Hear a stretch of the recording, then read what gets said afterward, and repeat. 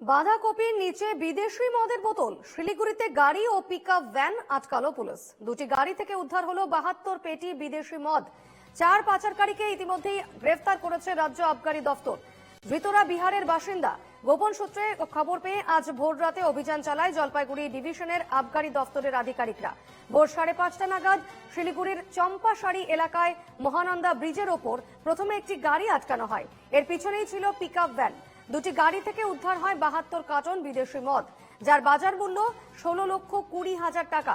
সিকিম থেকে বিহারে মদ পাচার করা হচ্ছিল বলে আবগারি দফতরের অনুমান। সবজির আড়ালে মদ পাচারের অভিযোগ। খবর পেয়ে আবগারি দফতরের অভিযানে উদ্ধার মদ। গ্রেফতার 4। উদ্ধার হওয়া মদের বাজার দর প্রায় 16,20,000 টাকা। ধৃতদের আজ শিলিগুড়ি মহকুমা আদালতে তোলা হবে।